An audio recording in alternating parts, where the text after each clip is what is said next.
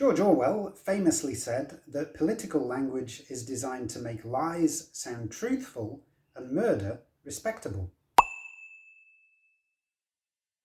Sometimes we use indirect expressions instead of directly naming something unpleasant or embarrassing. We call these expressions euphemisms, and you need to know them for two important reasons. One, you'll sometimes sound insensitive if you don't use them. If you say, for example, "I'm sorry your friend died," instead of "I'm sorry to hear your friend passed away," it might be seen as impolite. As a society, we've agreed to use polite euphemisms as substitutes for scary words like death and die. And two, you won't understand much of what you read and hear if you don't know euphemisms. Some recent additions to the myriad of euphemisms that simply serve to hide the truth are special military operation. However you look at it, it was an invasion or a war. Voluntary emigration, which the Israeli government used to describe how they encourage Palestinians to leave their homeland. Other examples from the military are military intervention, meaning attack.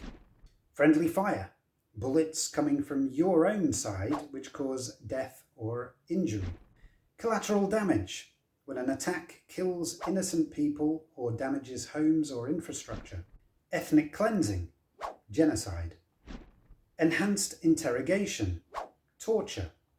And what about how the phrase shell shock to describe the condition soldiers come back from war in was changed to battle fatigue and then to PTSD or post-traumatic stress disorder?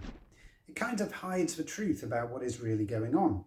Okay, I admit that sometimes euphemisms are necessary. Politeness is why we use phrases like late to describe someone who has died.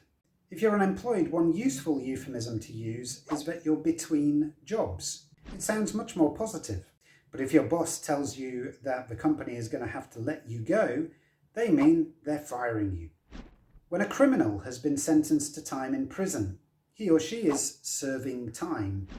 And if you want to say that something is bad, you can say that it's not up to scratch, or it left a lot to be desired. A problem is an issue, and a bad decision is questionable. But be careful. Euphemisms are frequently used to mask the truth.